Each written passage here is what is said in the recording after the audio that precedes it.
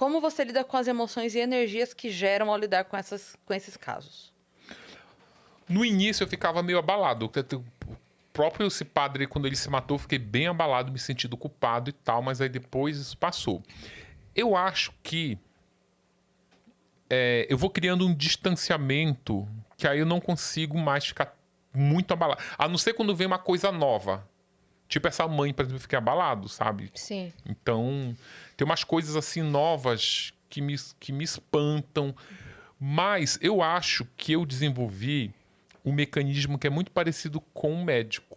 Pensa num médico que trabalha numa UTI neonatal, que tá ali todo dia dando notícia triste. Ele não pode se abalar. Ele não pode sentir, porque senão ele não trabalha. Isso. Então eu crio esse distanciamento, sabe? Então... Sim. Inclusive... Eu tive uma ajuda também no início.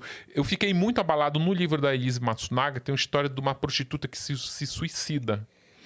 Só que essa mulher, eu encontrava com ela durante a pandemia e ajudava pra caramba, eu conversava. Só que aí quando eu fui escrever o livro, tipo 6 meses depois, eu mandei uma mensagem pra ela e ela não respondeu. Aí eu fui atrás da amiga que tinha me indicado ela. Eu tô tentando falar com a Penélope e não consigo. Eu falei, cara, tu não sabe, ela se matou. Aí eu levei um susto assim, sabe? Nossa, como assim? Aí eu fui atrás da mãe, que eu queria, sabe, conversar com a mãe. Eu queria que a mãe soubesse que ela ia participar do livro. Aí eu encontrei a mãe, ela ofereceu muita resistência, mas depois ela me atendeu. E ela me deu o diário. Ela disse, eu sei quem é você é muito citado no diário dela. Nossa. E ela se abria, muito obrigado, ela se abria comigo, parecia assim que ela estava fazendo uma terapia. Uma coisa que eu fiquei muito curioso é que as prostitutas não se abrem facilmente. Tem prostituta que, para começar a contar uma história, levava 3 meses. Essa não, na primeira semana ela já contava do Marcos, do bordel, contava das viagens que ela fazia. Confiança em você. Super. E assim, ela já tinha a ideação suicídio e eu não sabia. A mulher já estava planejando. Ela escrevia no diário? E você era citado ela estava numa depressão profunda. Ela estava numa depressão profunda. Ela se matou porque ela era abusada pelo pai. Ela era abusada pelo pai. Ela não sabia que ela era abusada pelo pai, porque ele abusava dela quando ela estava dormindo. Só que ele ficava abaixado perto da cama dela e colocava só a mão para abusar. E enquanto ela estava sendo abusada, quando ele tinha uma mão muito peluda, ela tinha pesadelos com aranhas caranguejeiras. Nossa. E aí ela foi fazer a terapia, fazia não sei o que, ela descobriu na terapia que ela era abusada. Só que ao invés dela contar para a mãe, ela resolve sair de casa. Aí o pai morre num acidente de carro e a mãe desconfia porque ela estava numa viagem, que ela era modelo, estava numa viagem fora do Brasil. E a mãe fala, olha, teu pai morreu e tu tem que voltar para cá, é o funeral. Ela disse, olha, boa sorte aí, mas eu não vou não. Descansa em paz. E a mãe ficou desconfiada.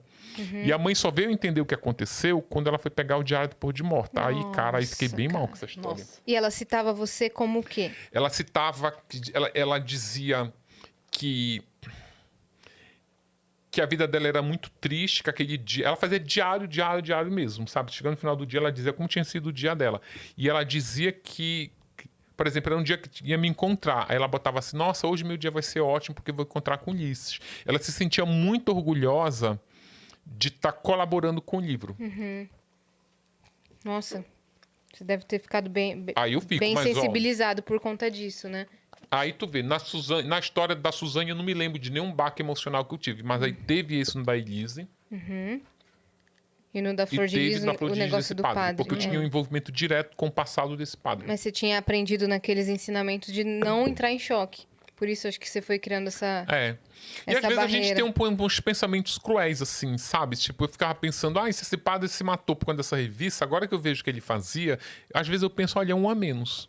Porque um predador sexual, ele já tinha sido preso, condenado, já tinha saído da cadeia sabe, o cara e fazia de novo. Eu sou contra a pena de morte, quero deixar isso bem claro aqui. Mas aí quando eu vi, lembrando que eu ainda fiquei mal, porque esse padre se matou, quando agora eu fui pesquisar a história dele, eu digo, olha, -1. Mas nesse caso não tem cura, né? Então a reintegração na sociedade é um perigo.